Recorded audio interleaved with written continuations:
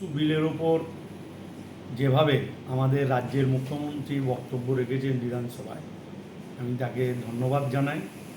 এবং এই বিলের আনার ক্ষেত্রে একদিকে যেরকম মুখ্যমন্ত্রী মমতা বন্দ্যোপাধ্যায় বিধানসভায় তিনি বিল এনেছেন, এবং আর একদিকে কেন্দ্রীয়ভাবে যাতে কেন্দ্রীয় সরকার সর্বস্তরে সব রাজ্যে এই বিল আইন প্রণয়ন হয়, সেদিকে আমাদের সর্বভারতীয় তৃণমূল কংগ্রেসের সম্পাদক, সাধারণ সম্পাদক অভিষেক বন্দ্যোপাধ্যায় এমপি, তিনিও লোকসভায় বিল আনবেন। এজন্য আমরা ধন্যবাদ জানাচ্ছি। আমি বিশেষ করে যেখানে ভারতে প্রতি 15 মিনিট অন্তর একটি ধর্ষণের ঘটনা ঘটে, রাজস্থান থেকে মহারাষ্ট্র, অসম থেকে গুজরাট, উত্তরপ্রদেশ থেকে মধ্যপ্রদেশ, সর্বত্রই যেখানে ধর্ষণ এক সামাজিক ব্যাধি, কিন্তু অন্য কোনো রাজনৈতিক দল এই সমস্যার মূল কারণ সমাধান করেনি, যেটা তৃণমূল কংগ্রেস আজকে ভেবেছে।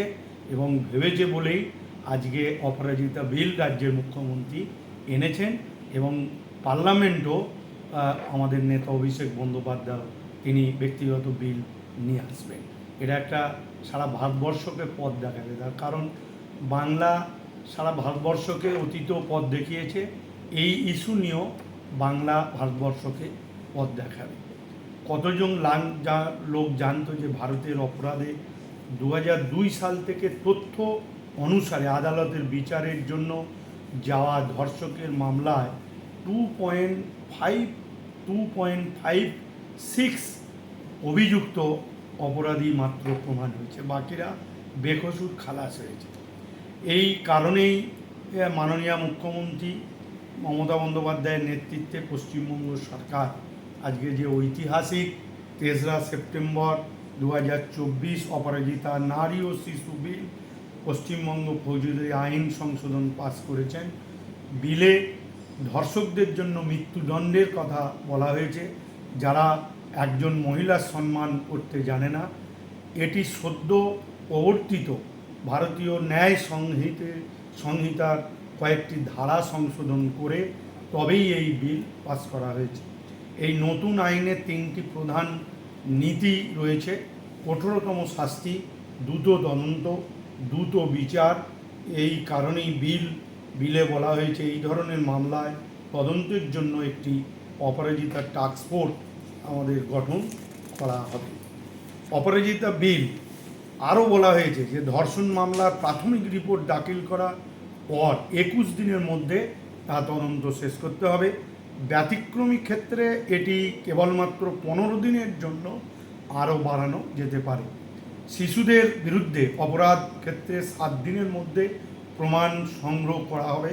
চার্জশিট দাখিলে 30 দিনের মধ্যে বিশেষ আদালতে বিচার শেষ করতে হবে।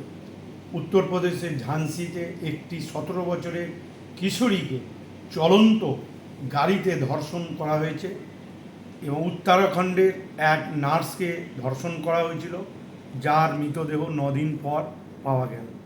মহারাষ্ট্রের বদলাপুরে নার্সারিতে পড়ুয়া 2 ছাত্রীকে যৌন হেনস্থার শিকার হয়েছে। এই সব ধর্ষণের ঘটনা দেশকে মর্মাহত করেছে। ধর্ষণ জাতীয় লজ্জায় পরিণত হয়েছে। একতাবদ্ধ হয়ে এই বিপদ মোকাবেলা করার সময় দাবি। কিন্তু আরজিকরের ঘটনাকে রাজনৈতিক মেরুকরণ করে নির্লজ্জ অপপ্রচারকারীরা সারা দেশে ধর্ষণের নির্যাতিতাদের অপমান করেছে। আমাদের সমাজ থেকে ধর্ষণ নির্মূলে রাজনীতির পরিবর্তে সামাজিক সংস্কার করা হয়েছে। বাংলা বরাবরই এই ধরনের সংস্কারের জন্মভূমি। ভুলে গেলে চলবে না যে রাজা রামমোহন রায় বাংলায় প্রথম সতীদাহ প্রথা বিরুদ্ধে আন্দোলনের নেতৃত্ব দিয়েছিলেন। ঈশ্বরচন্দ্র বিদ্যাসাগরের প্রচেষ্টায় বিধবারা পুনরায় বিবাহ করতে পেরেছিলেন। তাই ধর্ষণের বিরুদ্ধে এই লড়াইয়ের বাংলার মানুষ হিসাবে আমাদের কর্তব্য সারা ভারতবর্ষ এটাকে ছড়িয়ে দেওয়া। এবং ভারতবর্ষের ভিন্ন ঘটনা আমরা মনে করি যে গুজরাটে বিলকিস বানু মামলা, আপনারা জানেন যে যেখানে ধর্ষকরা ধর্ষণ করে বাড়ির 11 জনকে খুন করেছিলেন। মনীষা বাল্মীকি উত্তরপ্রদেশে ধর্ষিতা হয়েছিলেন এবং তার মৃতদেহ পর্যন্ত তার বাবা মাকে দেখতে দেওয়ার জন্য পুড়িয়ে দিয়েছিল। এবং হাথরাসে উন্নয়নের এই সব ঘটনা আজকে মর্মাহত করেছে। তাই এই রকম অপরাজিতা বিল, আমাদের নারী ও শিশুর এই বিল, ফৌজদারি আইন নিশ্চিতভাবে ভারতবর্ষকে আগামী দিনে পথ দেখাবে এবং শিশু ও নারীর সুরক্ষার ক্ষেত্রে আরও জোরদার হবে এবং অপরাধীদের কঠোর শাস্তি, ফাঁসি, সর্বোচ্চ মৃত্যুদণ্ড প্রণয়ন হবে। এটা বাংলার মানুষের শুধু ক্ষেত্রে নয়, ভারতবর্ষের ক্ষেত্রে এটা নতুন দিগন্ত।